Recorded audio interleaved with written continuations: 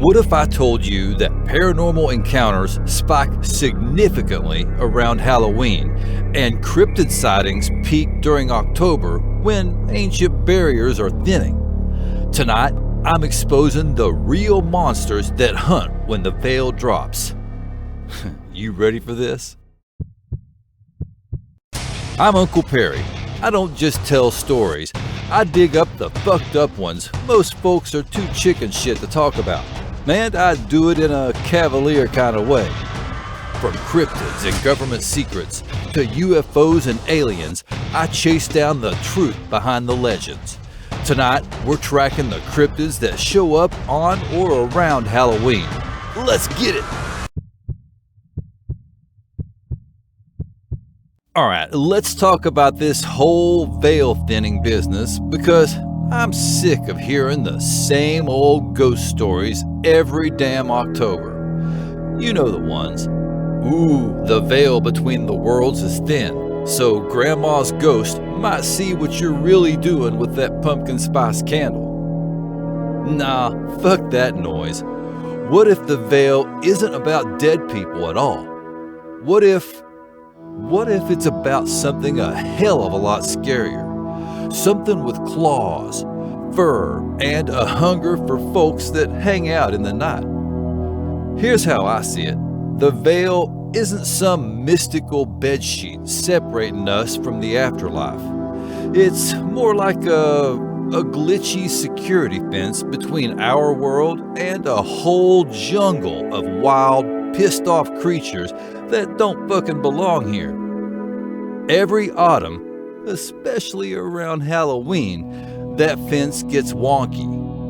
Not because the dead are homesick, but because the universe itself gets drunk and forgets to lock the back door.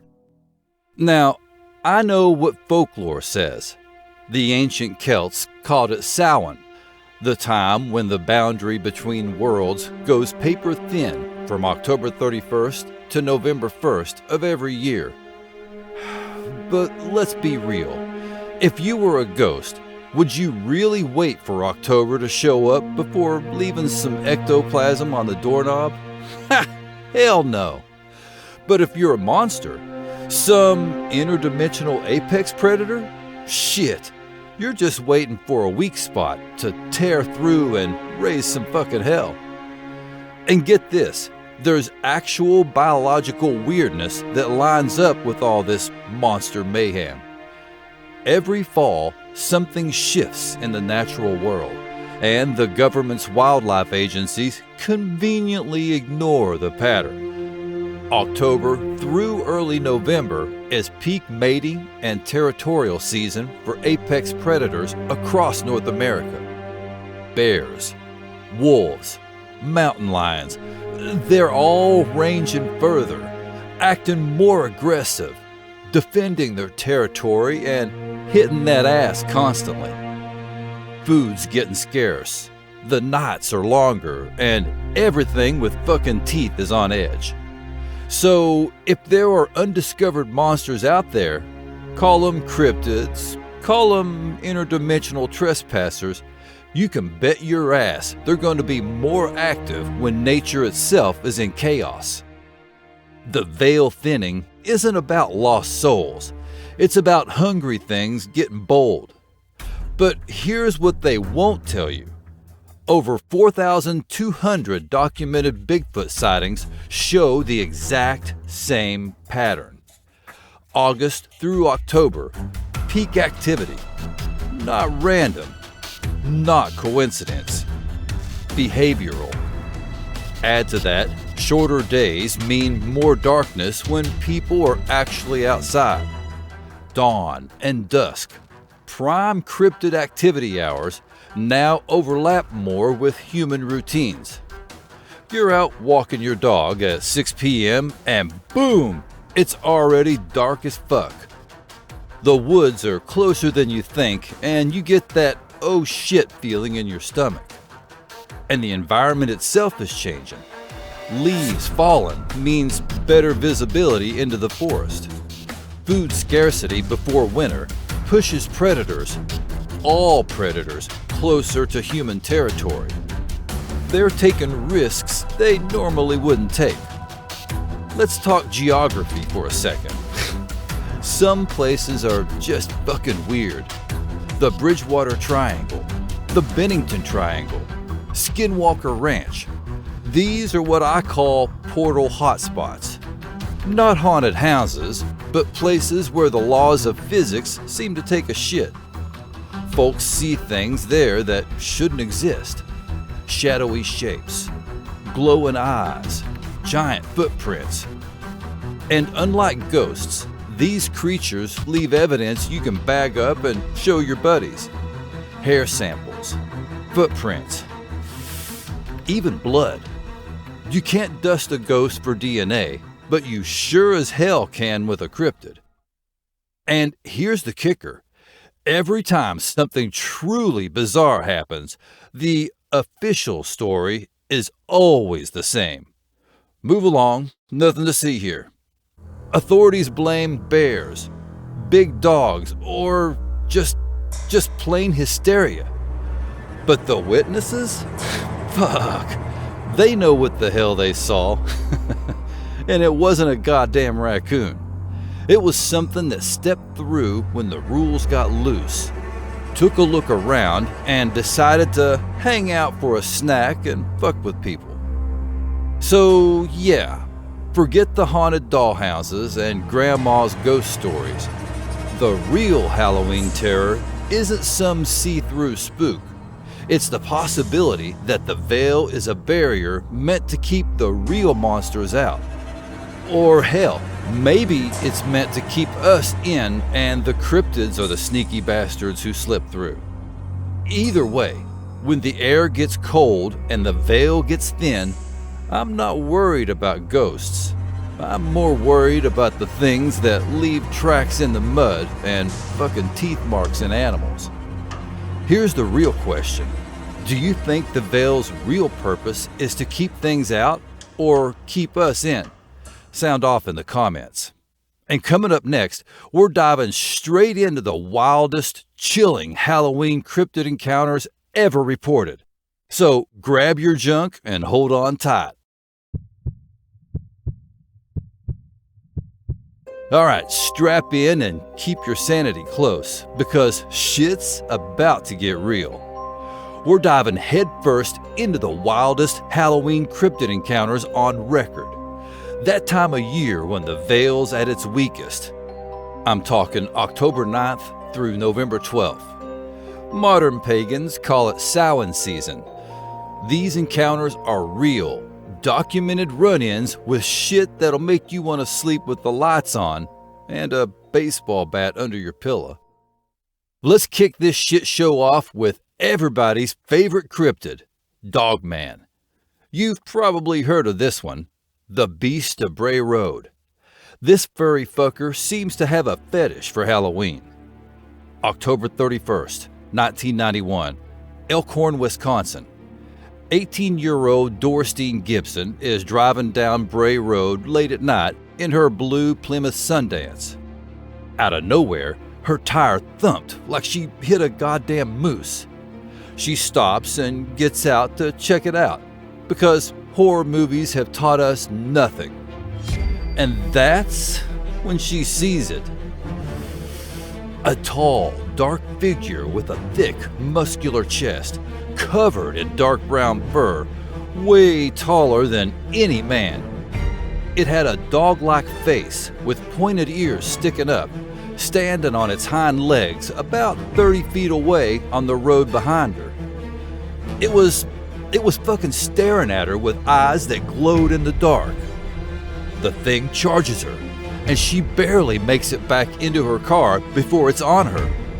She said remembering the thud of its feet hitting the pavement as it ran at her are what still gives her the chills. But the story doesn't end there.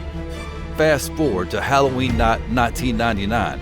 Same stretch of road, and another unlucky soul has their car attacked by what sounds like the exact same beast. This time, the creature leaps onto the trunk and leaves deep scratches. 2 Halloween nights, same monster, Same stretch of nowhere. If that's not the universe screaming, "Connect the dots," I don't know what is. Let's talk Bigfoot. The Bigfoot Field Researchers Organization, those folks who live for this stuff, have stacks of reports that'll make the hair on your ass stand up. Halloween night, 1996, Murray County, Oklahoma.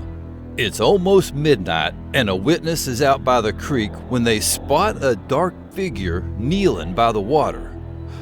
The thing stands up, easily over 6 feet tall, and just walks up a 7-foot bank like it's a damn staircase. No struggle, no slipping, just pure inhuman strength. The witness is close enough to see it's definitely not a person, and definitely not something that belongs in those woods. And if you think that's bad, try being a Girl Scout in the mid-1970s, camping in Merrimack County, New Hampshire. It's Halloween night. The girls are zipped up in their tents when something starts clawing and grunting outside. It ain't a bear. Park rangers swear there's nothing that big in the area. But whatever it was, it left a stench so foul it stuck in their memories for decades. Damn, that's got some legendary hang time. Years later, the girls figured it was probably a Bigfoot.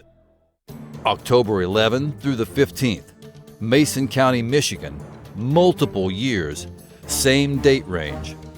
Witnesses near the Manistee Mason area reported wood knocking and primate-type sounds. Not once, not twice, repeatedly during this exact same window. Something in those Michigan woods knows when October hits.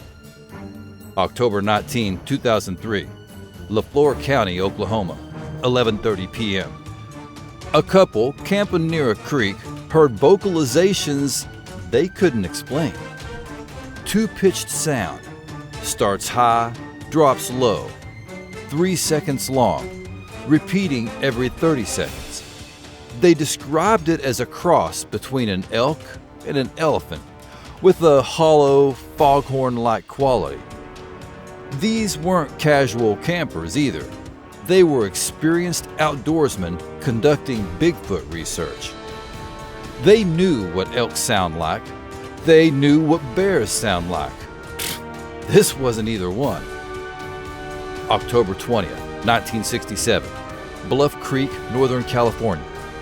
Roger Patterson and Bob Gimlin were riding horseback along a creek bed when they spotted it. A large, dark reddish-brown bipedal figure walking upright. Patterson got within 60 to 90 feet and captured 59.5 seconds of 16mm film. The creature, nicknamed Patty, had prominent breasts, massive shoulders, and a stride that's been analyzed by scientists for decades.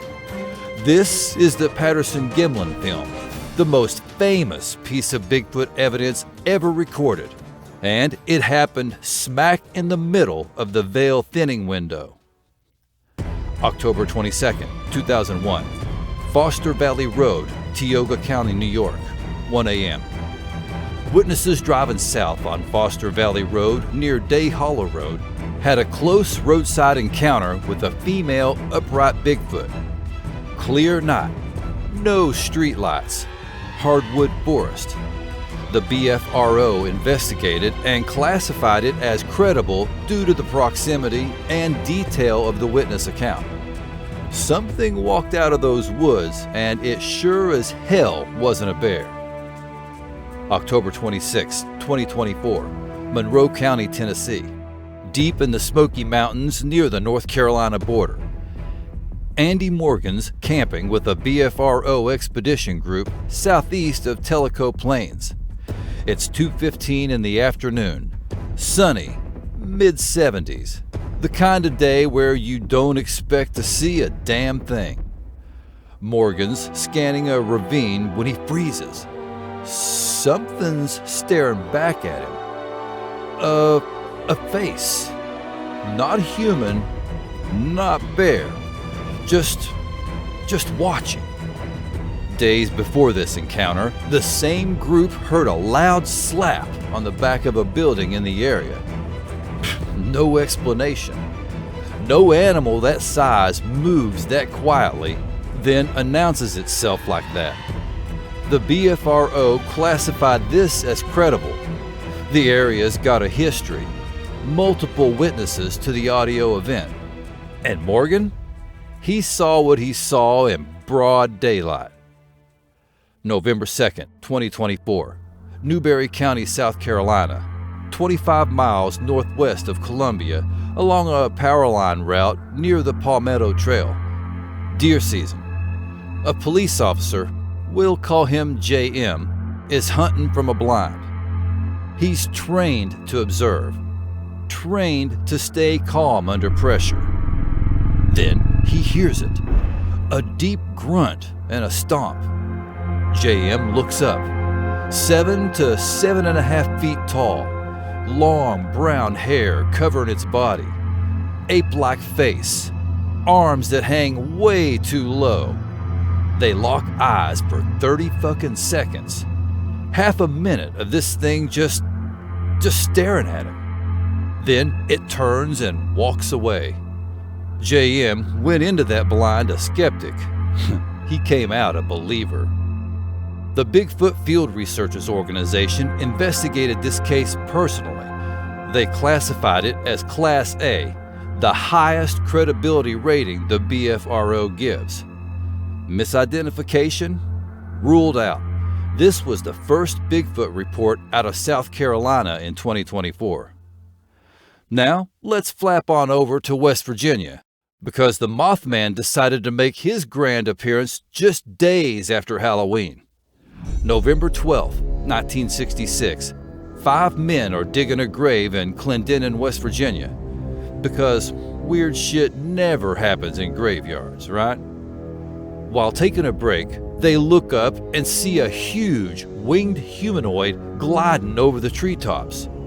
This thing was bigger than any bird, with wings that looked like leather and glowing red eyes that seemed to track every move. The men stood there, shovels in hand, shaking, totally fucking bricking it. This was the very first documented Mothman sighting, and it set off a chain of wild shit that would terrorize the region for months. But it all started right when the veil was still thin. Coincidence? I think not. Let's head east, deep into the Pine Barrens of New Jersey, home of the Jersey Devil. November 1999. 2 seasoned bow hunters are up in their tree stands waiting for deer when something massive and winged comes barreling through the forest. This wasn't some owl or turkey. These dudes knew every animal in those woods, and they described it as a shadowy, winged creature that moved like a predator and vanished without a sound. The Jersey Devil, out for a midnight snack just as the last traces of Halloween were fading. You can't make this shit up. Oh, and let's not forget about the big bird cryptids. November 1st, 2020, Somerset County, Maryland. Stan Gordon logs a report of a thunderbird sighting on the Delmarva Peninsula. The witness describes seeing a bird so massive it blocked out the moon. It had wings wider than a pickup truck. East Coast, West Coast, doesn't matter. The monsters are definitely active when the veil's thin. Now, let's jet down to Puerto Rico, where the Chupacabra decided to throw its own Halloween after-party that lasted straight through the holidays. November 1995 turned into a livestock apocalypse. Over 200 reports of dead animals, sheep, goats, chickens, rabbits, all found drained like cherry-flavored Capri Suns, with neat little puncture wounds on their necks. Farmers found their animals looking like furry, deflated pool toys. By December, people were abandoning their homes, sleeping with machetes, and blaming everything from government experiments to Satan himself. The official line? Wild dogs did it. Ha! Sure, because wild dogs are famous for surgical blood sucking and three-toed tracks. The chupacabra knew damn well when to strike, right when the veil was thin and people's nerves were already fried from Halloween. But the bloodsucker didn't stay on the island. The following year, November 1996, Texas ranchers start finding cattle in the same sorry state, drained and mutilated. One rancher got so pissed he turned his property into a fortress, setting traps all over the fucking place and sleeping with a loaded shotgun. The weird part? The pattern kept repeating. Autumn after autumn, from Puerto Rico to Texas to Mexico, the chupacabra would resurface just as the nights got longer and the world got a little weirder. News crews, cryptid hunters, and every tinfoil hat in the 1,000-mile radius jumped on the story.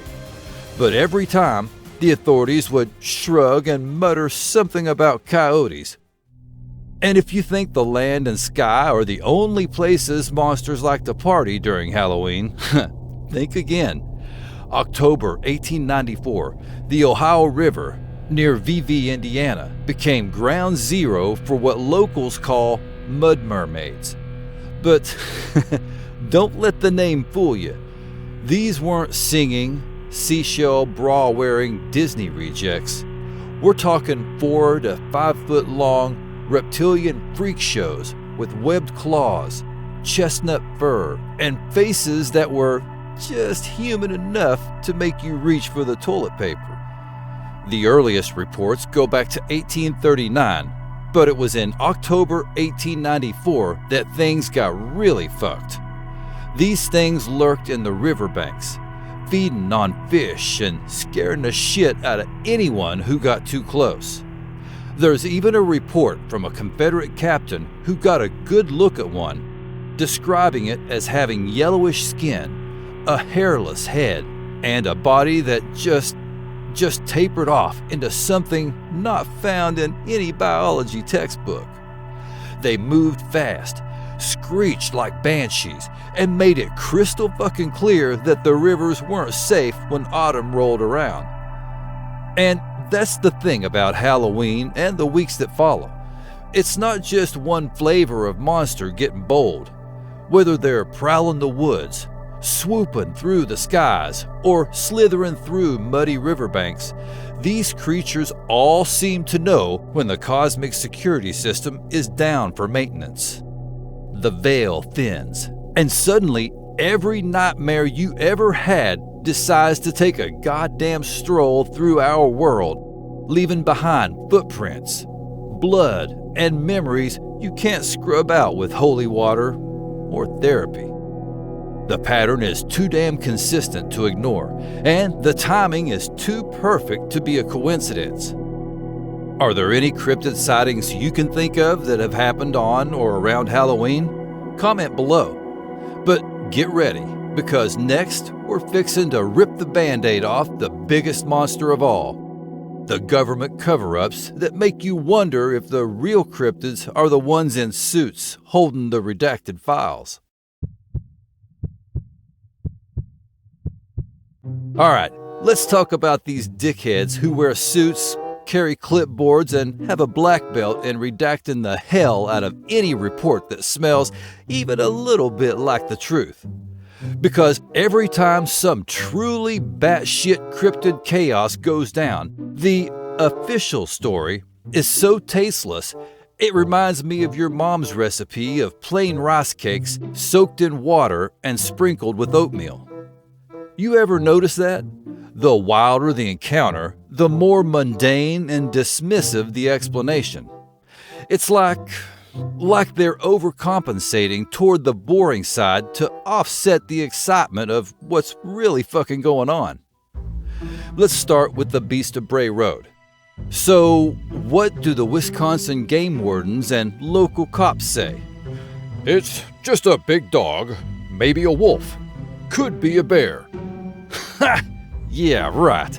Because bears are known for sprinting after teenagers and jumping on car trunks like they're auditioning for the WWE. No real investigation. No acknowledgement of the stack of matching witness reports. Just a quick, nothing to see here, move along, line of bullshit. Either they're covering up a real cryptid to avoid a panic, or they're hiding something even freakier out there in the sticks. Notice how every cryptid encounter gets the same copy-paste explanation? Bigfoot? Probably a bear. Dogman? Feral dog or wolf. Mothman? Large bird. Maybe an owl. It's like they've got a Mad Libs template. Cryptid name was actually just a common animal seen under convenient excuse. They're not even trying anymore. A 7-foot-tall creature with glowing eyes and a face like a wolf? Probably a German Shepherd. Oh, fuck off. Are we looking at cryptids like the Dogman, Bigfoot, or Chupacabra going on a Halloween bender? Or is this some Black Ops government experimentation? Either way, the speed and secrecy with which the authorities descend on these scenes is 100% suspicious. And here's the kicker. When legitimate physical evidence shows up, hair samples, tracks, claw marks, how fast do government teams arrive to investigate? Suspiciously fast. Then the evidence disappears into some lab and you never hear about it again. No results published. No follow-up. Just silence. If it was really just a bear, why the urgency? Why the secrecy? Why does every piece of potential proof vanish into the bureaucratic black hole? Here's the playbook. Every time the veil thins and the world gets weird, the official story gets even more boring. They ignore physical evidence, dismiss matching eyewitness reports, and treat every legitimate question like it's a threat to national security. Here's another fun one. The Bigfoot Field Researchers Organization has documented thousands of sightings. Guess how many times federal wildlife agencies have launched official investigations? 0. Not one. You've got law enforcement witnesses, biologists, former military, people trained to observe filing reports with GPS coordinates, timestamps, and fucking physical evidence. And the response from Fish and Wildlife? Crickets. It's not that they don't believe it, it's that they don't want to confirm it. The conspiracy isn't that cryptids exist, it's that the people in charge know they exist and they're working overtime to keep our asses in the dark. So, which official story is obviously bullshit? Drop your cover-up theory in the comments. So, there you have it. Another Halloween in the books, and the world's still crawling with things that go bump, snarl, fart, and occasionally rip the doors off pickup trucks. The official stories are about as satisfying as a blowjob with braces, but the evidence? That shit's hiding in plain sight if you know where to look. Every year, the veil gets thin, the weirdos come out, and the ones in charge just double down on the same tired, shitty excuses. But hey, that's what keeps us digging, right? Keep your cameras ready, your bullshit detectors on high, and don't let anyone gaslight you into thinking it's all just shadows and wind. Fuck that.